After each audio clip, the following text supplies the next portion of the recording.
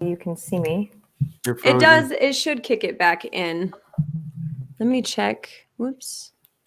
At least you're frozen with your mouth open. With a It's pretty smile. adorable. Yes. We'll rock with it.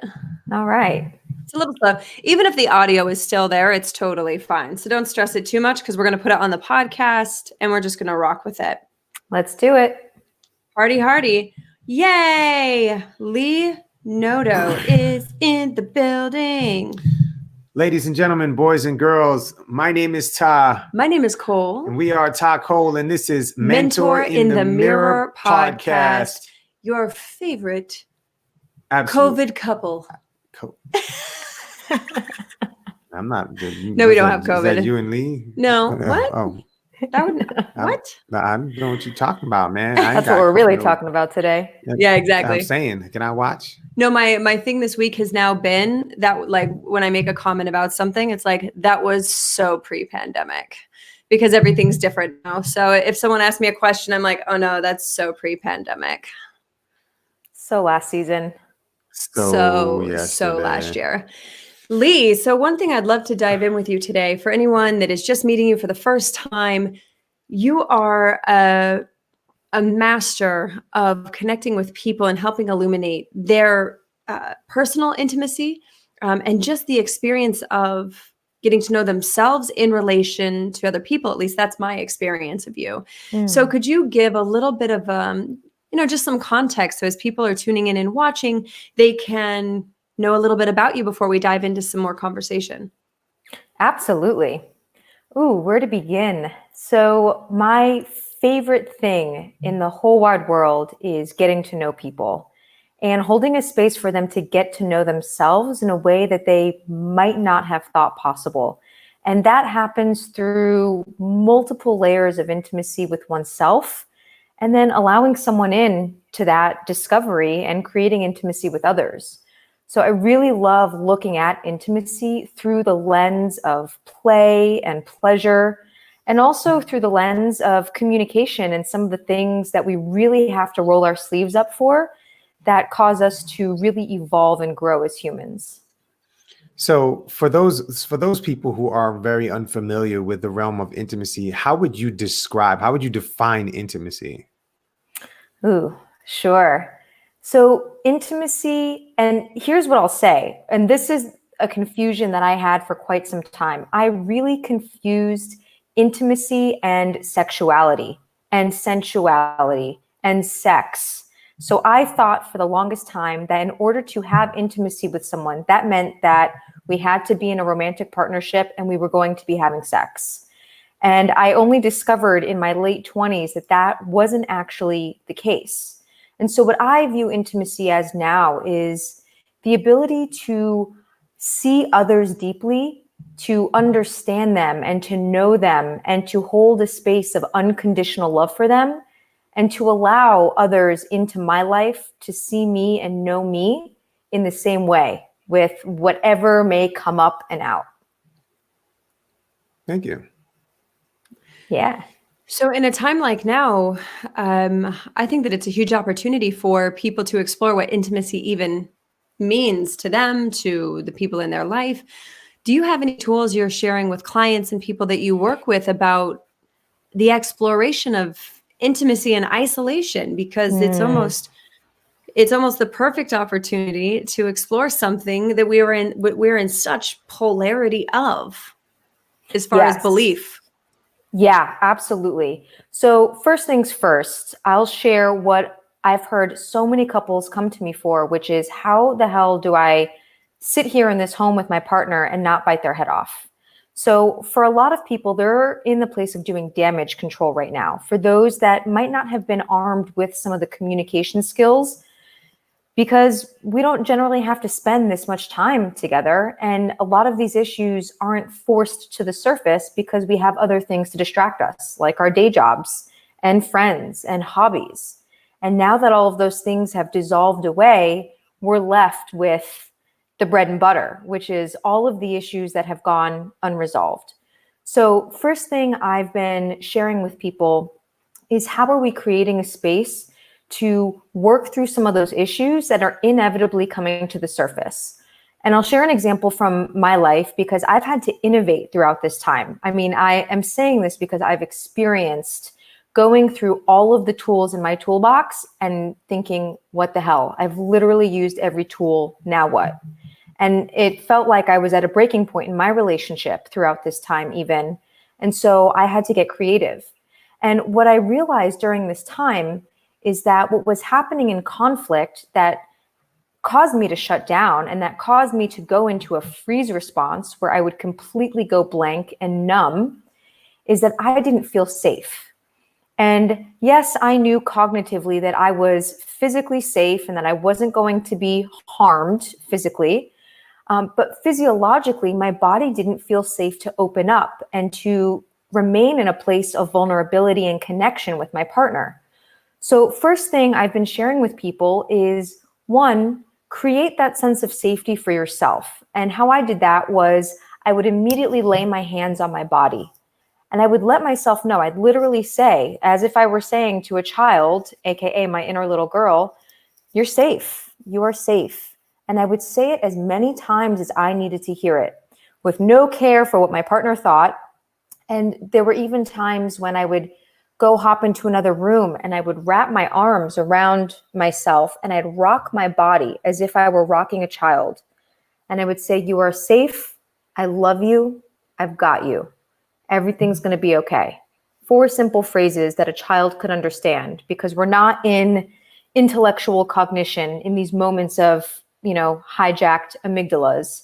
So I would grab my arms, crisscrossed arms, and this brings us back to a whole brain state so that we can have, access to more of our cognitive function.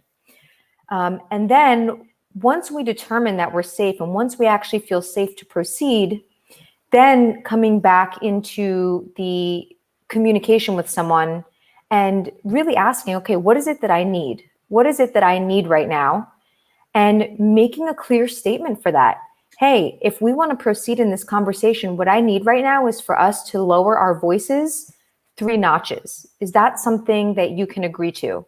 And creating agreement between you and your partner so that there's, 1, you're letting your partner in, there's true intimacy there. And 2, having your partner's agreement as well. So stating your needs and asking your partner what their needs are. Hey, I've shared my needs. What do you need right now? Okay, maybe your partner needs 5 minutes, and honoring your partner's needs if that's something that's amenable for you. And then taking that and moving forward. And so, the safety one is big. Communication is huge and being really clear on needs. And something that's been really helpful for me as well over these last few weeks is really pausing to take a deep breath and letting expression out through sound. So if I know that I am at a boiling point and it's past the point of me saying anything nice, I'll say, you know what, give me a few minutes. I'll go to another room and I will make sounds to express and allow the activation to sort of release from my body so that it's not coming out as spewing words of you did this, I can't believe that, because that's not taking responsibility for my experience. That's blaming my partner. And then moving the body, shaking the body, letting out flutters from the lips, and allowing the energy to sort of move through the body and then revisiting the situation. Epic. Oh, I thought you're moving. It was behind. We lost your audio a little bit. So it's going in slow motion. Yeah. So we were like, was she she saying something? Magic? Yeah. So, it's such a fascinating process to, as people enter, and I'll speak for myself, as I entered some of the deeper work around sexuality, sensuality, intimacy, I didn't realize the depth that I had coupled together pain and pleasure in sexuality. Yep. And, there was a point with Ta and I that he even said, when we were having sex together, I would check out. And I would ask for the intensity, but then it was like I would leave my body. And there was some part of me, because of past traumas, that would that I coupled, and this is very common with traumatic events, I coupled together the pleasure of that like sadistic dominance. And the thing was, as I got very clear that as I resolved my medical conditions and that I decided pain was not going to be my mentor anymore, and that I was going to release pain as my best friend, because I had a realization pain is what made me truly feel like I wasn't alone, because that's how isolated I had felt. And you know, there's obviously a lot to that, but for the context of now, when I told myself and started to make decisions based on moving away, of not being in pain, then that also included my sexuality kind of got thrown out, you know, baby in the bathwater, because I hadn't even realized they had been coupled together. And as humans, we couple experiences and sensations together. So it's so, I'm so grateful for the work that you're doing with people, the support that you've been for me personally, and especially at a time right now for people to really become consciously aware of what their intimacy is, what their intimacy has been, and what they want their intimacy to look like, or an openness to explore what their intimacy could be. Absolutely. And it's interesting. I mean, I remember that you and I have spoken about this before, your coupling of pain and pleasure. And I've noticed in many of my own sexual experiences, I had kind of left the building. It looked as if I was there. I was looking into the person's eyes, saying all the right things. And I learned this from porn. I learned how to behave, how to show up, what positions to put my body in, what things to say, what sounds to make everything seem believable in service of my partner's pleasure. And this wasn't in service of my pleasure.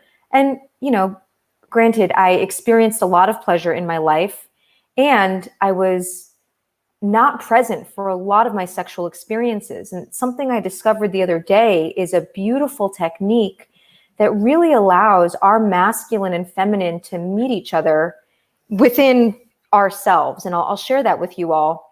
So I was with my partner the other night, and this was one of the first times in a little bit that we had really created present space for sexual activity. With everything that's been happening, we've really been keeping everything on track with our businesses, with, you know, our health, with our family's health.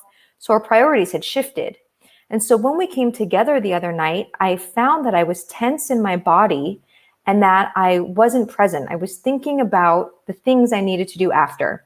And I hear this from so many of my clients. They're thinking about their families, the home, something else. And so I met myself in that moment, and in my, you know, with my own masculine energy, I said, I choose to be present.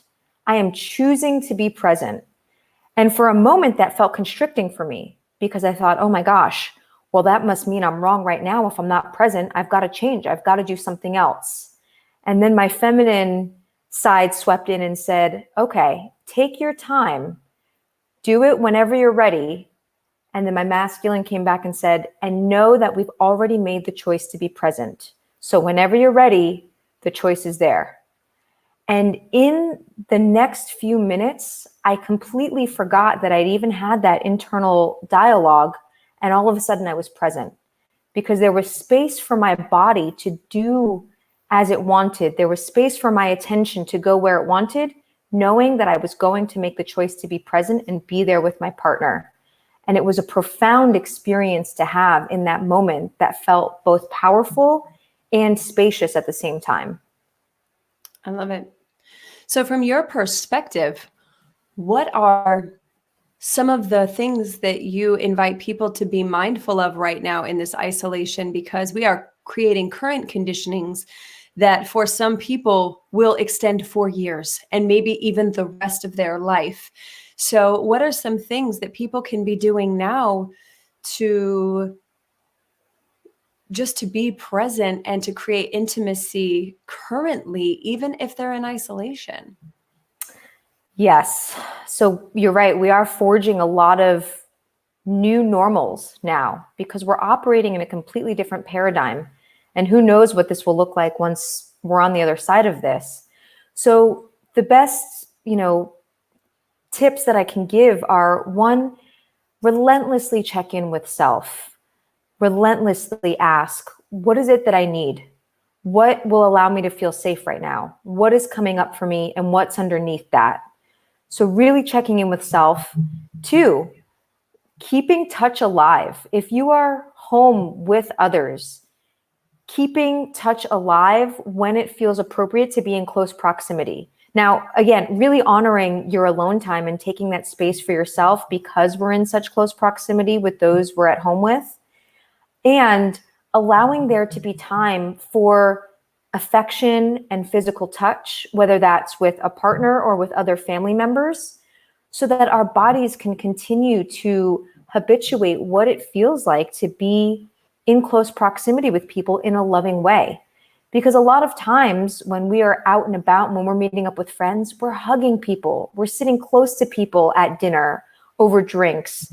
We're doing things that allows our human organisms to know that we are in connection. And that is the opposite of what seems to be happening right now. So the more we can stay in close proximity with people while still, honoring our highest health, that's super important. So if there are people in your home that you can pause in the workday and take a hug or have some cuddles, I'd highly recommend it, because the more out of touch, no pun intended, but the more out of touch we get with that, the more our body is going to habituate to being in separation. And then that's what's going to become the new normal once we move into the new normal. Mm-hmm. Why are you looking at me? I don't know. I've been talking a lot. I'm looking at Lee. She's fine. If you have a hug for me, I'll take it. I'm scrolling. Leaning in for it.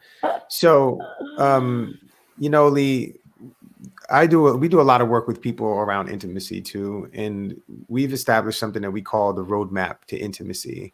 And it starts off with physical tolerance, being able to tolerate yourself in a situation or a proximity, then acceptance of yourself in that situation or proximity, and then be observing to see if you're safe in that space. And when you're safe, you can open yourself up to being vulnerable. And when you're vulnerable, vulnerability usually comes back at you. And once you have vulnerability, it's connection. And when you have connection, you can have an intricate connection. And when you get to that intricacy, that's what I see as intimacy. It's the intricacy of connection. So and it always, like you said, taking it back to what you said before, it always starts off with the individual. And the individual, if an individual doesn't have that intimate connection with themselves, I believe it's very challenging for them to have an intimate connection with other people. And there are a lot of people right now that we know that we are interacting with that are by themselves, completely isolated. What would you recommend for somebody who's by themselves, that isn't with a partner, and that's really having a tough time getting into that space of being able to tolerate the self? Like you were saying at the beginning, people have all this shit that's in the way, that, their jobs and their families and all these distractions, and it pulls them away from that intricate connection with the self. What would you recommend for someone who's smoking, drinking, eating crap in their house right now, bringing their nervous system to a heightened space and decreasing their immune system response because they're in these habits of distracting themselves from that intimacy with themselves? What would you recommend for someone? That is such a great question, because there are so many that are home by themselves right now. So the first thing is, and this is what I take on as practice anytime there's something that feels like it's ready for a shift, is simply observe. Without trying to change a thing, can we allow ourselves a runway to observe what's happening, with no judgment, with no preconceived notions, with no need to make fixes or adjustments? So say for 3 to 5 days time, can we observe what is happening every time we go to reach for the drink? What is happening every time we go to reach for the bag of chips? What is happening every time we go to reach for our phone or the remote? And can we just observe, okay, How am I feeling right now? What is it that I need? What's coming up for me? Is there something I'd like to be doing instead? And not even needing to make a change necessarily.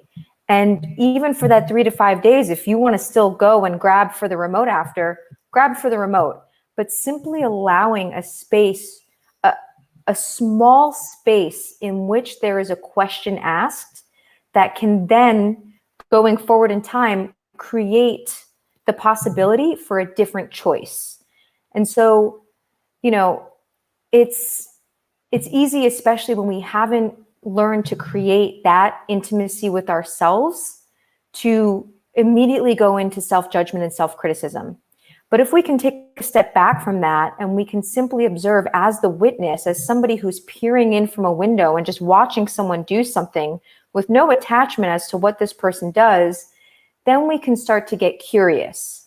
And in that space, there's room for curiosity instead of judgment, so that maybe the question arises, oh, this is interesting. I noticed that every time I have, received a text from this person or didn't hear back from this person, that's when I go to reach for the remote. That's when I go to reach for the bottle. And so then we start to collect data. And so having that space allows for other possibilities without us needing to force something out of willpower and determination, because willpower only lasts so long. If we can observe something and allow a bigger space for something else to exist, that's where there's a lot of power. Thanks for that. And, bringing it back to the data thing, what are your thoughts on journaling with intimacy? Because I believe, I know that, through studies and stuff, well, I don't know, but I've heard through studies and stuff that human beings tend to have about 60,000 thoughts a day. Mm-hmm. And so when these feelings and sensations come up, we can have them, we can think about it, we can do all the observation thing, and then it can slide off to the side and be forgotten about. What are your views on journaling with creating intimacy with the self? Abso-freaking-lutely. That is my view. Okay. I would highly, highly, highly recommend it. I can't tell you how powerful of a practice journaling has been for me and for every single client that I've ever recommended it to, every friend, every family member. Because as much as we like to think that everything is staying stored in our heads and we have an accurate depiction of what's happening over time, we do not. Our memory is highly skewed, and this database is not accurate. And so if we can create a system of documentation that works well for us, it doesn't have to be using someone's template. When I don't feel like writing out journaling, I'll use voice memos. I will use whatever it takes for me to document that moment so that I could go back to it and really understand what was happening then for me. So voice memos, pen and paper journaling, a notepad on your phone, Evernote, any of the apps that you love, writing on a Post-it note, writing on the mirror. Anything that works for you is a great way to be able to track something over time. And it's a great way to really be able to celebrate your progress, because that's one of the big things here. Documentation is great for us to see where we can make improvements. It's also amazing for us to be able to celebrate and look back and say, wow, look how far I've come. That's the juice in all of this. Yeah. I think that's the juiciest part, man. Every week I go back a week. Every week I go back 2 weeks. Every month I go back a month. And then every 6 months I go back 6 months and I do my whole journals. And then every year I go back 2 years. So I read my journals from end to end, and to see where I am and to see if there are any nuggets in there that make sense, because there are certain things that happen in the present moment with me that they always come back. And later when I go back to my journal, I'm like, oh shit, this makes so much sense. And it just snaps everything into place. And it gives me this intricate connection with myself that I didn't realize that I had. And for me, that's that intimacy with myself. And there have been things in my relationship with Cole, right, that have affected me as an individual, and me having that connection with my journal, my feelings on it, if I was ready to run, if I was hiding something or whatever it is, if I wasn't acting a certain way, or if I was, or how I felt, I can go back to these things and can reconnect and see if I can conjure those feelings up and see if I still feel the same way, or if things have changed. And for me, that intricacy is how I'm able to be intimate with myself. And then I can bring my full, intimate, connected self with myself to this situation here, or a situation with you, or whoever else I'm intimate with, you know? So I thank you for co-signing that. I appreciate that, because that's something that I work with my clients very closely as journaling. So thank you for the co-sign. Yeah. Hell yeah. I got you.